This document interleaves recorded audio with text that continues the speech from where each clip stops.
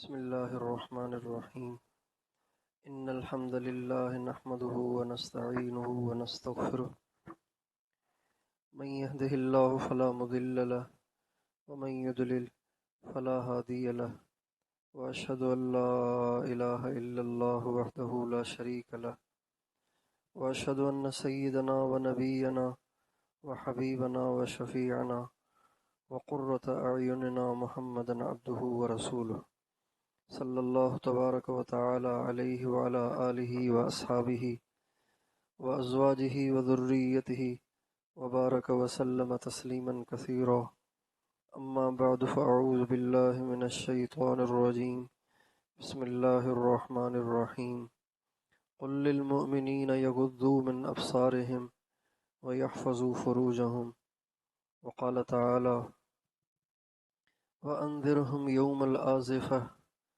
اذ القلوب لدى الحناجر كاظمين ما للظالمين من حميم ولا شفيع يطاع يعلم خائنة الأعين وما تخفي الصدور وقال النبي صلى الله عليه وسلم العينان تزنيان وزناهما النظر سبحان ربك رب العزة عما يصفون وسلام علی المرسلین والحمد للہ رب العالمین اللہم صلی علی سیدنا محمد وعلی آل سیدنا محمد وبارک وسلم۔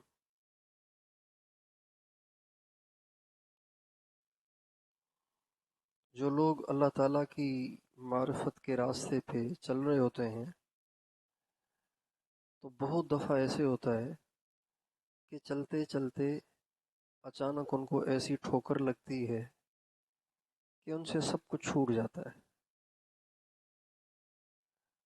اعمال بھی نہیں ہوتے، مراقبہ بھی نہیں ہوتا، نماز بھی پتہ نہیں کیوں، پتہ نہیں کس طرح اپنے آپ کو مجبور کر کے وہ پڑھتے ہیں، تہجد میں آنکھ نہیں کھلتی، فجر کبھی ملتی ہے کبھی قضا ہو جاتی ہے، اور ہر نیکی بے مزہ ہو جاتی ہے، نماز میں بالکل دل نہیں لگتا، قرآن پڑھنے کو بالکل دل نہیں چاہتا، جبکہ ان کی صحت بالکل ٹھیک ہوتی ہے، باقی سب کام ان کے ٹھیک چل رہے ہوتے ہیں، صرف اللہ تعالیٰ سے تعلق بنانے والے معمولات ان کے درہم برہم ہو جاتے ہیں۔ یہ بات پیش آتی ہے کہ نہیں آتی؟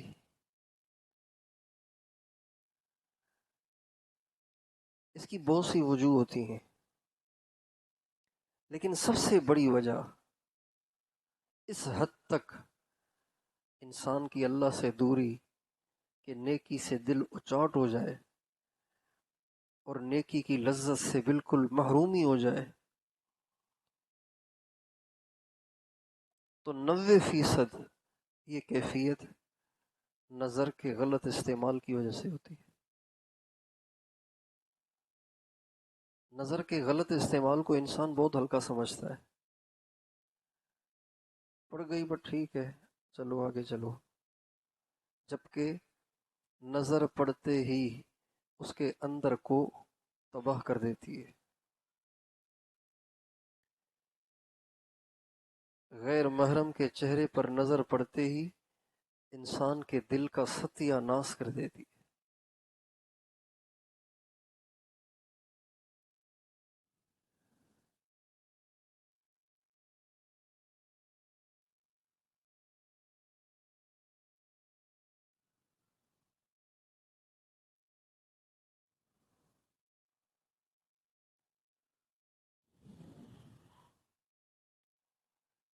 نظر ڈالنا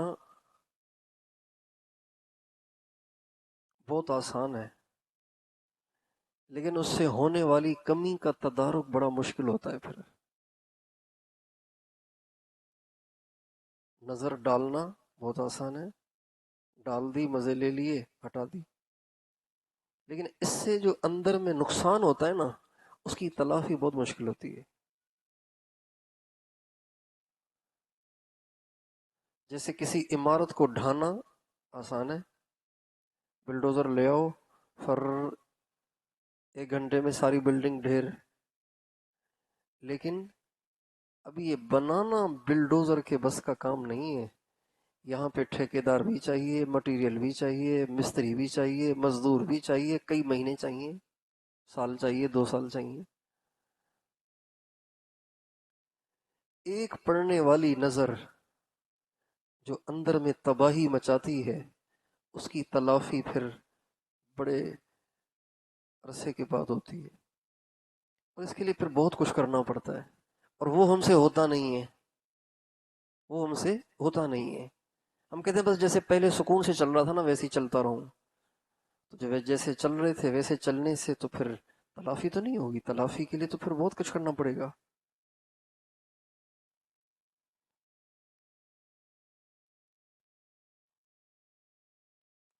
ایک آدمی کنویں سے ڈول بھر رہا تھا، پانی کا بالٹی بھر رہا تھا. کھینچتے کھینچتے کھینچتے کھینچتے ڈول درمیان تک آ گیا، رسی ٹوٹ گئی.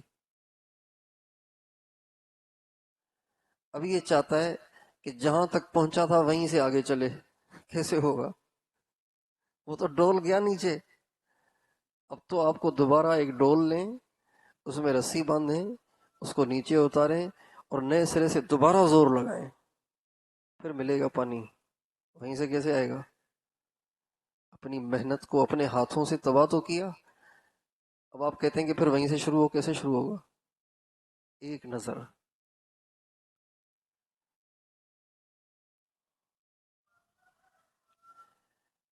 اللہ کے نبی نے غیر محرم کے دیکھنے کو زنا کہا ہے. کیا کہا ہے؟ کیا کہا ہے؟ زنا. اس کو زنا نہیں کہتے، اس کو کہتے ہیں بد نگاہی، بد نظری. بس نظر آگے پیچھے ہو گئی تھی، بس یہ تھوڑی سی نظر پڑ گئی، تھوڑی سی نظر پڑ گئی تھی. یہ نہیں کہتے تھے زنا ہو گیا ہے.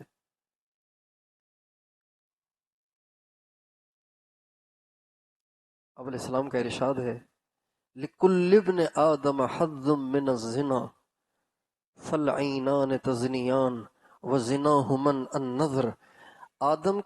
آدم کا سارا وجود زنا کرتا ہے. آدم کے بیٹے کا سارا وجود بدکاری کرتا ہے. آنکھ بھی زنا کرتی ہے، ہاتھ بھی زنا کرتے ہیں، پاؤں بھی زنا کرتے ہیں، دل بھی زنا کرتا ہے. شرم گاہ تو اس کی تکمیل کرتی ہے. آپ نے فرمایا فَالْعَيْنَانِ تَزْنِيَانِ، آنکھیں بھی زنا کرتی ہیں اور ان کا زنا دیکھنا ہے.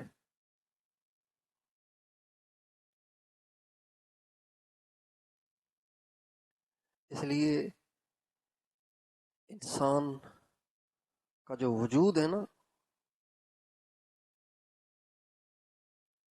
اس میں انسان اپنے ہاتھ کے استعمال میں بہت احتیاط کرتا ہے. کسی کو تھپڑ نہ لگے ورنہ وہ مجھے مارے گا. کسی کے گریبان تک یہ ہاتھ نہ جائے ورنہ وہ میرا گریبان پکڑے گا.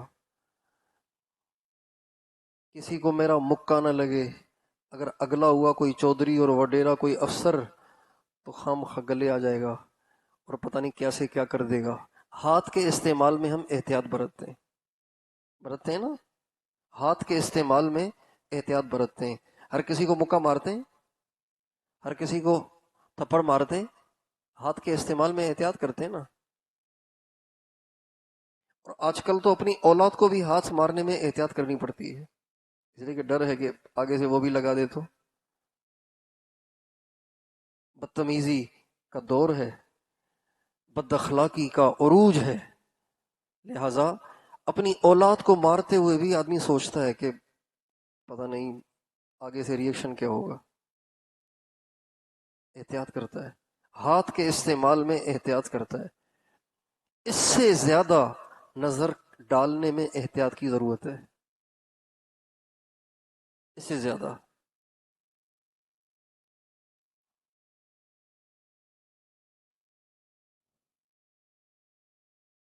اس لیے کہ ہاتھ کسی کو مارا تو آپ کو بھی ہاتھ لگے گا، لیکن نظر ڈالی تو آپ کو تو کوئی کچھ نہیں کہے گا.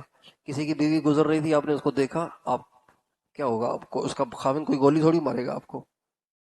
اس کو بھی پتہ نہیں چلے گا کہ مجھے کسی نے دیکھا، لیکن لیکن اس نظر سے دل کی دنیا جو تباہ ہوگی اور کیے ہوئے اعمال جو برباد ہوں گے، اور اندر میں مراقبوں اور قربانیوں اور محنتوں اور دی ہوئی دعوت اور کیے ہوئے ذکر اور پڑھے ہوئے قرآن اور رکھے ہوئے روزے، ان سے جو نور حاصل کیا تھا وہ تباہ ہو جائے گا، اور چونکہ وہ اندر کی چیز ہے لہٰذا اس کے ضائع ہونے کا بھی شعور نہیں ہوگا، پتہ ہی نہیں چلے گا ضائع ہو گیا۔ مادی چیز تو ہے نہیں کہ ایک دم جیب خالی ہو جائے، ارے بٹوا کہاں گیا، احساس ہوتا ہے۔ اندر سے انسان خالی ہو جائے اس کا احساس بھی نہیں ہوتا پھر۔ اس لیے ہاتھ کے استعمال سے زیادہ نظر کے استعمال میں احتیاط کی ضرورت ہوتی ہے۔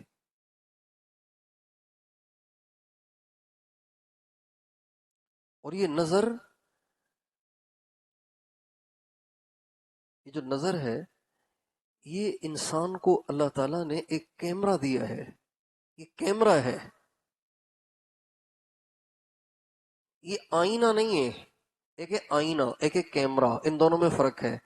آئینہ یہ ہے کہ آپ سامنے کھڑے ہیں تو آئینے میں آپ کی تصویر ہے، آپ ہٹ گئے تو آئینے سے تصویر ہٹ گئی، لیکن کیمرے میں جب تصویر آ جاتی ہے تو وہ فیڈ ہو جاتی ہے۔ آنکھ آئینہ نہیں ہے کہ جب تک آپ دیکھ رہے ہیں تو آپ دیکھ رہے ہیں، جو ہی آپ نے نظر ہٹا لی تو وہ آپ کے دل دماغ سے مٹ گئی، ایسے نہیں ہوتا، بلکہ یہ آنکھ اسے دل دماغ اور روح میں فیڈ کر دیتی ہے۔ اب آپ نماز میں کھڑے ہوں گے وہ تصویر گھومتی رہے گی، مراقبے میں بیٹھیں گے وہ تصویر گھومتی رہے گی۔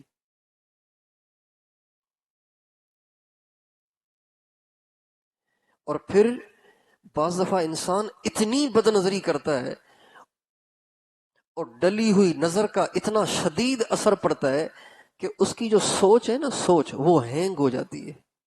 کیا ہو جاتی ہے؟ ہینگ۔ موبائل کا ہینگ ہونا دیکھا ہے؟ آپ بٹن دبائیں گے لیکن دبے گا ہی نہیں، بھائی کیا مسئلہ ہے؟ فون کاٹ رہا ہوں کٹ ہی نہیں رہا، میسج کے بٹن کو دبا رہا ہوں دب ہی نہیں رہا، ہینگ ہو گیا ہے۔ سامنے جو چیز آ گئی ہے آپ اس کو ہٹانا چاہ رہے ہیں، ہٹ ہی نہیں رہا، ہینگ ہو گیا ہے۔ بعض دفعہ بری نظر کا اتنا شدید اثر پڑتا ہے کہ انسان کے اندر میں وہ تصویر اتنی شدت پکڑ جاتی ہے کہ انسان کا تصور اور اس کی توجہ ہینگ ہو جاتی ہے، وہ ہٹانا چاہتا ہے وہ ہٹتی نہیں، وہ اس کو نکالنا چاہتا ہے وہ نکلتی نہیں۔ نماز میں کھڑا ہوا ہے تب بھی دھیان، استغفر اللہ، یا اللہ کیا کروں، ہٹتی نہیں، نکلتی نہیں۔ انسان کا تصور ہینگ ہو جاتا ہے، وہیں ٹک جاتا ہے، وہیں رک جاتا ہے، وہ تصویر نکلتی ہی نہیں دماغ سے۔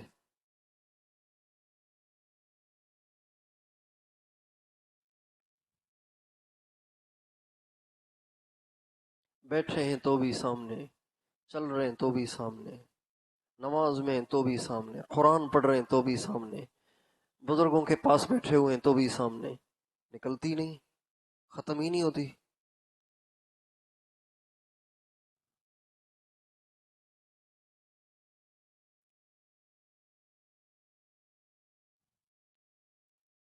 اس لیے نظر کے معاملے میں بے احتیاطی اتنی عام ہے، کچھ نہ پوچھیں۔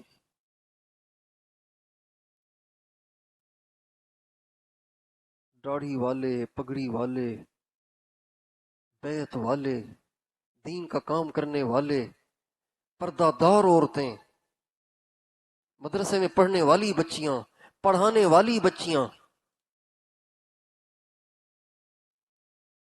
اس میں غیر محتاط ہیں۔ اور اسی وجہ سے ہم اپنے اندر مایوسی محسوس کرتے ہیں۔ کیا محسوس کرتے ہیں؟ مایوسی پیدا ہو جاتی ہے، یار اتنا عرصہ ہو گیا ہے بیعت کو، سدھر تو رہا نہیں میں، اتنا وقت لگا لیا تبلیغ میں، ویسے کا ویسا ہوں، پتہ نہیں یہ کب یہ چیزیں ختم ہوں گی، ختم ہی نہیں ہو رہی۔ یہ مایوسی والی کیفیت انسان کے اندر پیدا ہو جاتی ہے جب انسان یہ حرکتیں نہیں چھوڑتا تو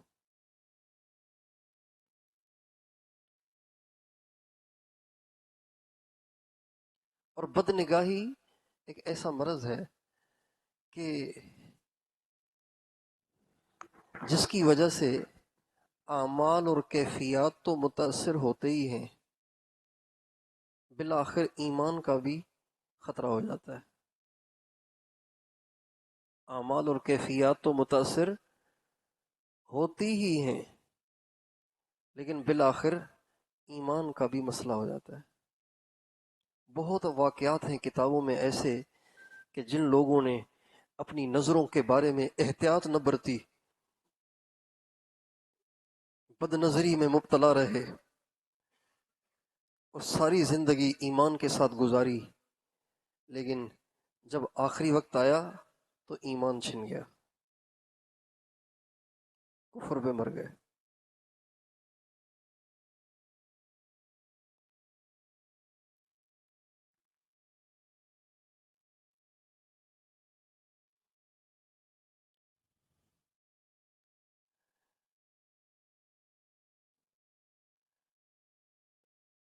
ہم پڑھتے تھے تو پڑھائی کے زمانے میں ایک بزرگ آئے،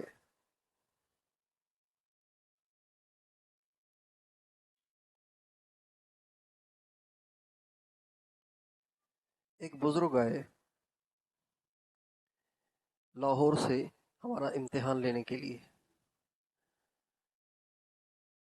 تو ہمارے حضرات کی ترتیب یہ تھی کہ جو آئے ہوئے بزرگ ہوتے تھے ان میں سے جو بڑے بزرگ ہوتے تھے، بڑے عالم ہوتے تھے، ان سے پھر طلباء میں بیان کرواتے تھے۔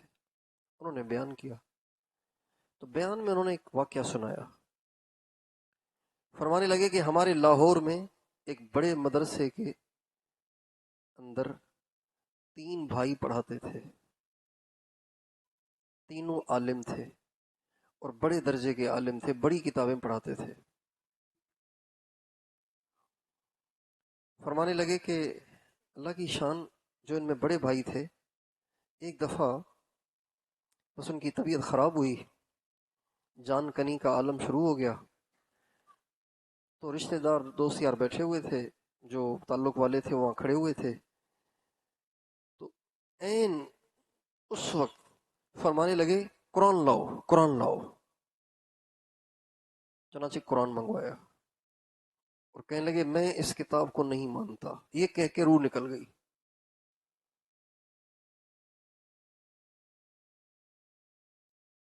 اور روح تو واپس نہیں آ سکتی کہ جی دوبارہ لاؤ، سمجھاؤ تاکہ پھر ایمان کے ساتھ جائے۔ روح نکل گئی۔ آپ بتائیں یہ کتنا بڑا حادثہ ہے۔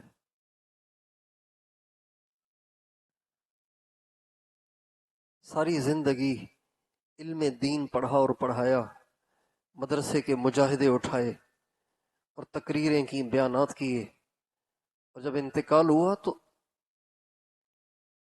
ٹھیٹھ کفر پہ چلے گئے، ٹھیٹھ کفر پہ، ملا جلا کفر بھی نہیں، خالص کفر۔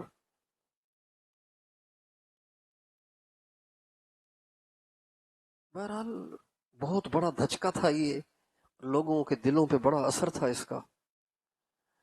کچھ زمانہ گزر گیا، بات بھول بھلائیاں ہو گئی۔ ان کے جو دوسرے بھائی تھے ان کا بھی اسی طرح وقت آ گیا دنیا سے جانے کا، چونکہ وقت گزر گیا تھا، باتیں ذہن میں ہی نہیں تھیں، تو عین آخری وقت میں کہنے لگے قرآن دکھاؤ، قرآن دکھاؤ۔ قرآن لایا گیا، کہنے لگے میں اس کتاب کو نہیں مانتا، اور روح نکل گئی۔ 2 بھائی، دونوں عالم، بڑی کتابیں پڑھانے والے۔ اب جب یہ واقعہ 2 دفعہ پیش آیا نا، تو تیسرے بھائی کو پریشانی شروع ہو گئی۔ یار پہلے حادثے پہ تو ہم نے کہا کہ پتہ نہیں کسی وجہ سے ہوا ہوگا، یہاں تو دوسرے کا بھی یہی ہو گیا، تو اس کا مطلب ہے یہ تسلسل چل رہا ہے کیا؟ اب یہ پریشان، رونا دھونا شروع کر دیا، توبہ طائب ہونا شروع کر دیا، اللہ والوں کے پاس جانا شروع کر دیا، پتہ نہیں کیا ہوگا، پتہ نہیں کیا ہوگا، پتہ نہیں کیا ہوگا۔ ایک رات کو بہت روئے، نبی کریم صلی اللہ علیہ وسلم کی خواب میں زیارت ہوئی اور آپ نے فرمایا روتے کیوں ہو؟ کدی روتا اس پہ ہوں ساری زندگی علم پڑھا پڑھایا اور اسی حال میں چلے گئے. فرمانے لگے آپ علیہ السلام نے فرمایا جو بد نظری کرتا ہے اس کا انجام یہی تو ہوگا. جو بد نظری کرتا ہے اس کا انجام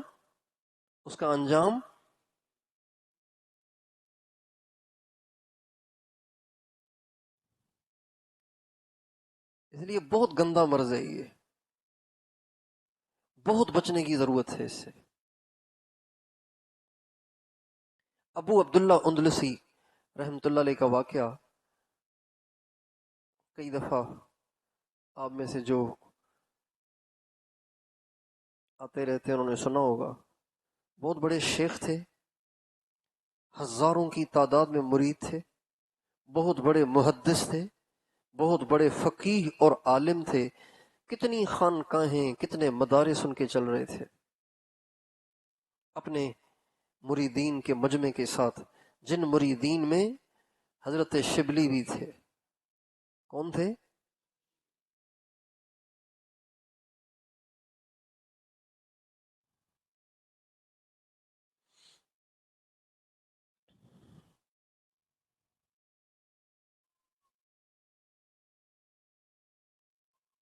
حضرت شبلی ایک عالم کی مجلس میں گئے، جو ہی گئے تو کھڑے ہو گئے اور کھڑے ہو کے انہوں نے حضرت شبلی کے ماتھے پہ بوسہ دیا. تھوڑی دیر کے بعد حضرت چلے گئے. لوگوں نے پوچھا یہ تو بیچارے درویش سے آدمی ہیں، آپ نے اتنے بڑے عالم ہو کے آپ نے ان کو اتنا عزت دی اور اتنا ان کا اعزاز کیا اور کھڑے بھی ہو گئے اور ماتھا بھی چوما. کہنے لگے میں نے اللہ کے نبی کو شبلی کے ساتھ ایسے ہی کرتے دیکھا ہے. اللہ کے نبی بھی کھڑے ہو گئے تھے، ماتھے پہ بوسہ دیا تھا، ان کو پیار کیا تھا، اس لیے میں نے آپ علیہ السلام کو دیکھا تھا خواب میں ایسے کرتے ہوئے، لہٰذا میں نے بھی ایسے ہی کر لیا. اتنے بڑے آدمی تھے حضرت شبلی، وہ بھی ان کے حلقے احباب میں تھے. اب بتائیے کتنے بڑے بزرگ ہوں گے. ابو عبداللہ اندلسی، کتنی خانقاہیں کتنے مدرسے چل رہے تھے. اپنے مجمع کے ساتھ گزر رہے تھے تو ایک عیسائیوں کی بستی پر سے گزر ہوا. وہاں پہ ایک لڑکی پہ نظر پڑ گئی، اس کے عاشق ہو گئے. نظر جو پڑی تو وہ تیر کی طرح دل میں کھپ گئی.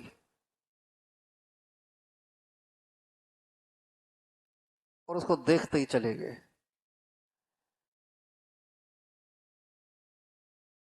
جب دیکھ چکے اور اندر سارا خالی ہو گیا تو وہیں بیٹھ گئے. اپنے ساتھیوں سے کہنے لگے اب آپ لوگ چلے جائیں، میں یہاں سے نہیں جا سکتا. ان کا کیوں؟ ان کا بس آپ اس کو چھوڑ دیں. کہ حضرت ایسے نہ کریں، یہ سارا مجمع آپ ہی کے طفیل چل رہا ہے، ایسے نہ کریں. ان کا نہیں. کئی دن وہ وہاں پڑے رہے، شیخ کی منتیں کرتے رہے، حضرت اتنی خانقاہیں اتنے مدرسے آپ کے زیر سرپرستی آپ کے فیضان سے آباد ہیں، آپ میں یہاں سے نہیں جاؤں گا کہیں بھی، آپ لوگ سب جائیں یہاں سے. مجبور ہو کر رو دھو کر سارے شاگرد سارے مریدین واپس چلے گئے. ان کو چھوڑ دیا، آپ کیا کریں، باندھ کے تو نہیں لے جا سکتے. 1 سال گزر گیا. حضرت شبلی نے سوچا پتہ نہیں شیخ کا کیا ہوا. انہوں نے سمجھا تھا کہ کوئی کیفیت ان پہ طاری ہو گئی، اب یہ تنہائی میں کہیں بیٹھ جائیں گے، کسی جنگل میں بیٹھ کے اللہ اللہ کریں گے، کیا ہوگا. واپس آئے کہ ان کی خیر خبر لیں. بستی والوں سے پوچھا ہمارے شیخ یہاں ہم چھوڑ گئے تھے، کوئی عطا پتہ ہے کسی جنگل میں کسی غار میں کہیں. ہاں وہ یہیں تھے. کہاں ہیں؟ کہ بس وہ یہاں ایک لڑکی پہ عاشق ہو گئے تھے، اس کے باپ سے کہا شادی کر دو. اس نے 2 شرطیں رکھی، ایک کہا کہ عیسائی ہو جاؤ، دوسری کہا کہ 1 سال خنزیر چراؤ. تو وہ عیسائی ہو گئے تھے، شادی بھی ہو گئی تھی، اب وہ خنزیر چرانے گئے ہوئے ہیں جنگل میں.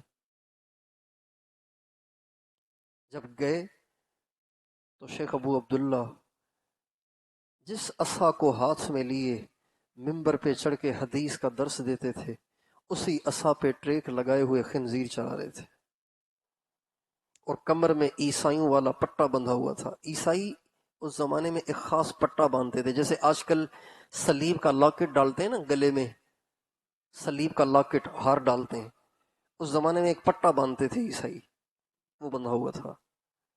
جو ہی حضرت شبلی کو دور سے آتا ہوا دیکھا تو زاروں قطار رونے لگ گئے، حضرت ابو عبداللہ زاروں قطار رونے لگ گئے، کہنے لگے شبلی میرے حال سے عبرت حاصل کرو، میرے حال سے عبرت حاصل کرو۔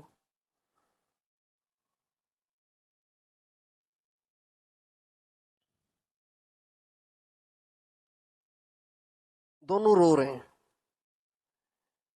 بالآخر حضرت شبلی نے کہا شیخ آپ اس حال کو پہنچ چکے ہیں، ہمیں تو اس کا اندازہ نہیں تھا کہ آپ اس حال کو پہنچ جائیں گے۔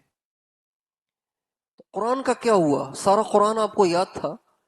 کہنے لگے سب کچھ بھول گیا، سارا قرآن بھول چکا ہوں، صرف ایک آیت یاد ہے۔ کہا وہ کون سی؟ وَمَن يُهْنِ اللَّهُ فَمَا لَهُ مِن مُكْرِمٍ، اللہ جسے ذلیل کرے اس کو کون عزت دے سکتا ہے؟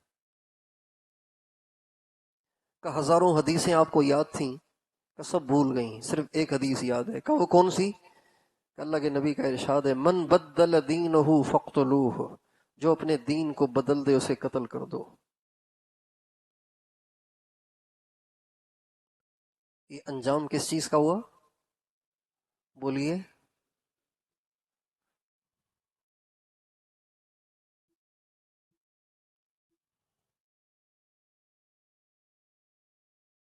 اللہ نے بعد میں ان کو توبہ کی توفیق دے دی تھی۔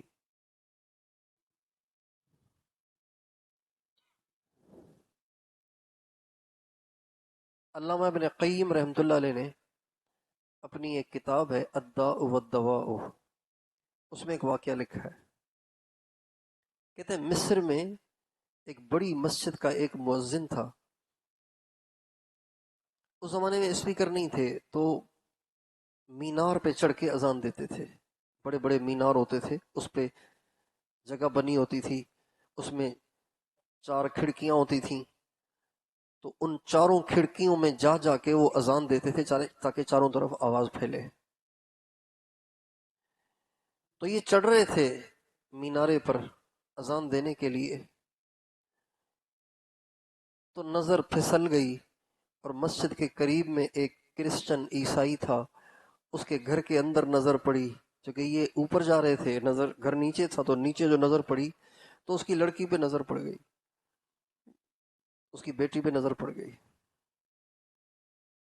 ایسی نظر پڑی کہ بس دیکھتے ہی چلے گئے، اتنے متاثر ہوئے، اتنا دل متاثر ہوا کہ اذان نہیں دی، وہاں سے نیچے آ گئے اور سیدھے اس کے دروازے پہ گئے اور جا کے اس کا دروازہ کھٹکھٹایا۔ اس نے دروازہ کھول کر کیا بات ہے؟ کہا ایک بات کہنے آیا ہوں۔ کہا کیا؟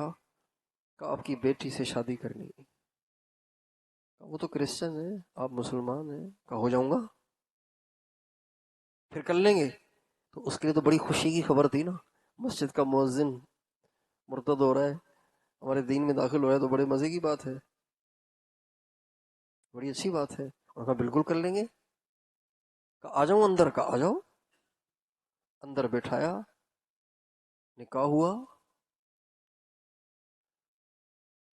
باپ نے کہا اب یہ اوپر کمرہ ہے، بے شک یہاں چلے جاؤ اپنی بیوی کے ساتھ۔ یہ اوپر چڑھنے لگے، سیڑھی پہ جو ہی چڑھے تو پاؤں پھسل گیا اور گر گئے اور گردن ٹوٹ گئی اور مر گیا۔ نہ ادھر کے رہے نہ ادھر کے رہے، نہ خدا ہی ملا نہ وصال صنم، نہ لڑکی ملی نہ اللہ ملا۔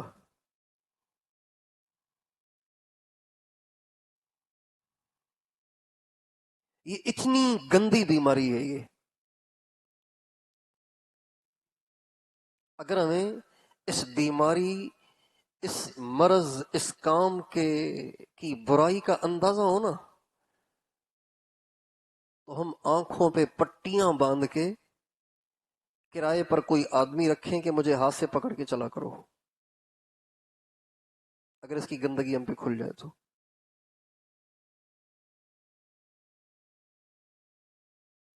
نابینوں کی طرح سے دیواروں کو ٹٹولتے ٹٹولتے ہاتھ میں لاٹھیاں لے کے ہم چلنا شروع کر دیں، اگر ہمیں اس کی برائی کا اندازہ ہو جائے تو۔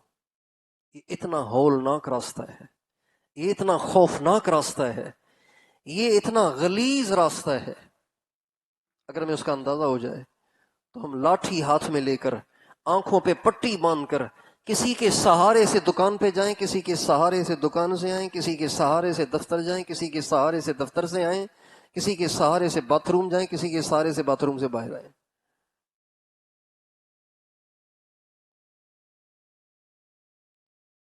جب ایمان ہی نہ رہے تو پھر جہنم سے تو کبھی بھی نہیں نکلے گا۔ کیا ہوگا یار، ہمیشہ جہنم میں۔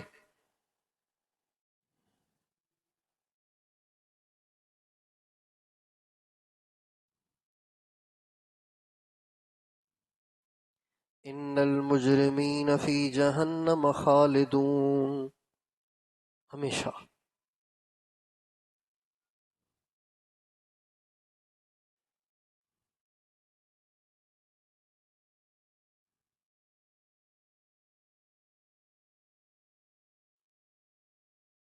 ان الذین کفروا بآیاتنا، وہ لوگ جو ہماری آیات کے ساتھ کفر کرتے ہیں، اولئک اصحاب الجحیم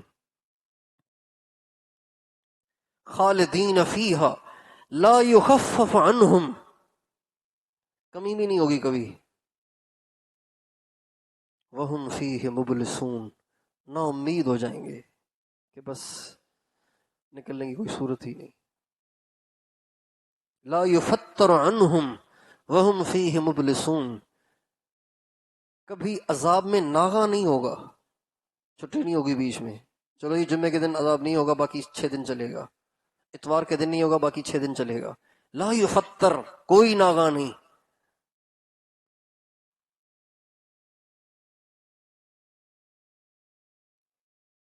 یہ اتنی گندی بیماری ہے کہ انسان کو ہمیشہ جہنم تک لے جاتی ہے، ہمیشہ کی جہنم تک پہنچا دیتی ہے۔ اس کو بہت ہلکا سمجھتے ہیں نوجوان، کہتے ہیں جی ہماری تو کپڑے کی دکان ہے، ہمارے تو گاہک ہیں ہی عورتیں، اب کیا کریں ہم؟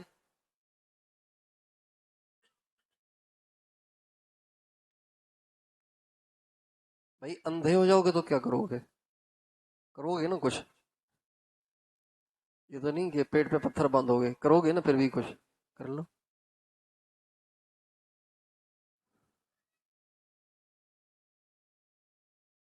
اور نہیں چھوڑ سکتے تو بولتے رہو، دیکھو نہیں۔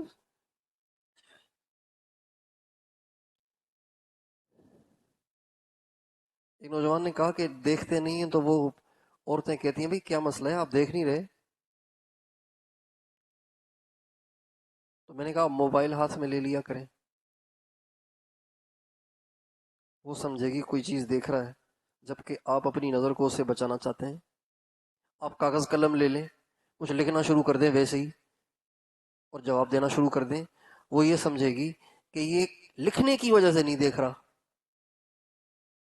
آپ کوئی کتاب لے لیں، کتاب پڑھتے رہیں اور جواب دیتے رہیں، یہ ریٹ ہے، یہ ریٹ ہے، یہ ریٹ ہے، نہ دیکھیں۔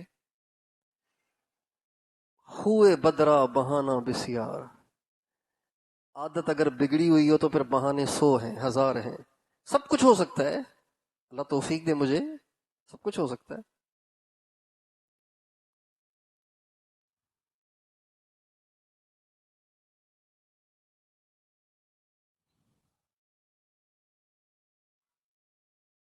میں ایک دکان پہ گیا، راستے میں چل رہے تھے، مجھے سفر میں پانی کا گلاس چاہیے تھا، بوتل تھی، بوتل تھی لیکن گلاس نہیں تھا، تو میں نے راستے میں گلاس لینا چاہا، تو ہم ایک کراکری کی دکان کے پاس سے گزرے، پلاسٹک کے برتن جہاں ہوتے ہیں، گاڑی میں گزرے، تو میں نے گاڑی والے سے کہا آپ ٹھہرے، میں ذرا گلاس دیکھوں۔ میں گیا دکان پہ چڑھا، اپنی مرضی سے جو گلاس لینا تھا لینے کے لیے، مجھے گلاس نظر آیا، میں کہا جی اس کا کیا ریٹ ہے؟ اچھا، میں اس کی دکان میں گھسا، نوجوان ہلا نہیں اپنی جگہ سے، اسٹول پہ بیٹھا ہوا تھا، موبائل اس کے سامنے تھا. میں نے خود گلاس اٹھایا، سامنے لا کے دیا. میں نے کہا اس کا کیا ریٹ ہے؟ آنکھوں کے سامنے لا کے، کیا ریٹ ہے اس کا؟ اس نے گلاس کو دیکھا، ریٹ بتا دیا. پھر وہیں میں نے گلاس رکھا، میں جا کے گاڑی میں بیٹھ گیا. اس نے اوپر ہی نہیں دیکھا کہ گاہک اندر ہے باہر ہے، لیا کہ نہیں لیا، لینا چاہتا ہے نہیں لینا چاہتا، کچھ بھی نہیں. جب موبائل کے دیوانے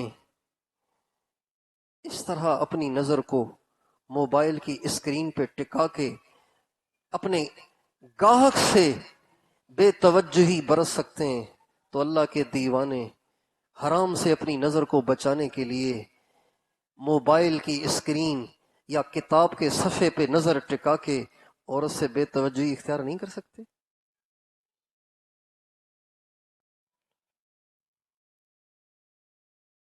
کر سکتے ہیں کہ نہیں کر سکتے؟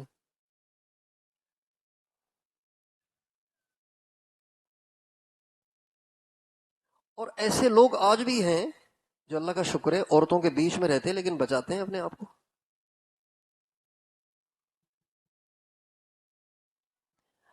عورت کی آواز اس کے کان میں اثر ڈالتی ہے جو دیکھنے کا عادی ہو. جو 1 سال کے لیے دیکھنا چھوڑ دے پھر آواز کا بھی اثر ہونا چھوڑ دے گا، آواز کا اثر ہونا بھی بند ہو جائے گا.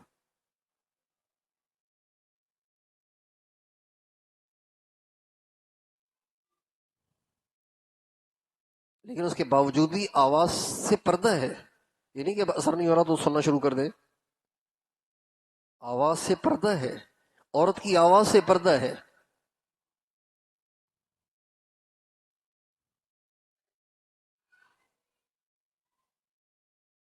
سلوک کا ستیہ ناش کر دیتی ہے یہ نظر.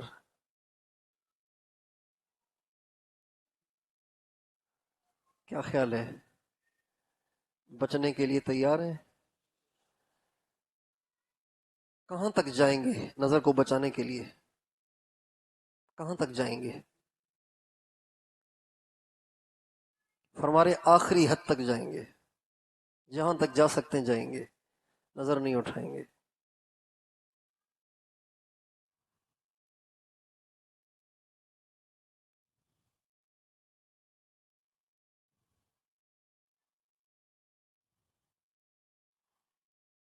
جو بد نظری کرتا ہے وہ زنا کرتا ہے.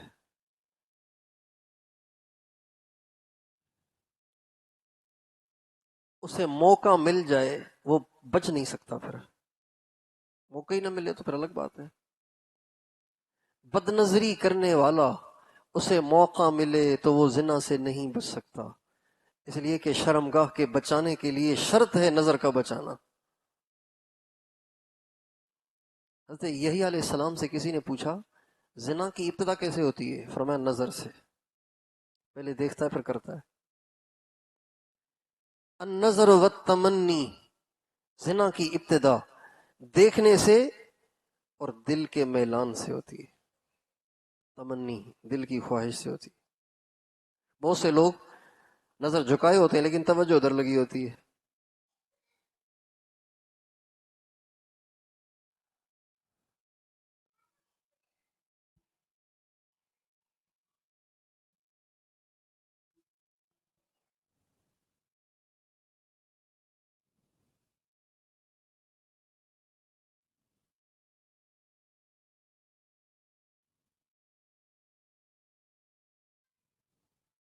عیسیٰ علیہ السلام کا ارشاد ہے النظرۃ تزرع فی القلب شہوۃ وکفی بہا فتنۃ.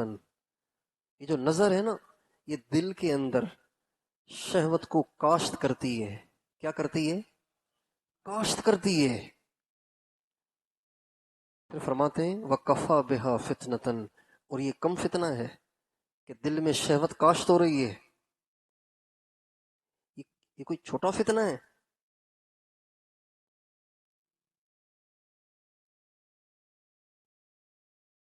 داؤد علیہ السلام نے اپنے بیٹے حضرت سلیمان علیہ السلام سے فرمایا بیٹا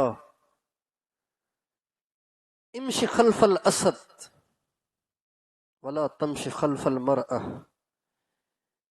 کبھی شیر کے پیچھے چلنا پڑے نا تو چل لینا، اس لیے کہ شیر کیا کرے گا، پھاڑ دے گا نا، اور کیا کرے گا، لیکن کبھی عورت کے پیچھے نہ چلنا۔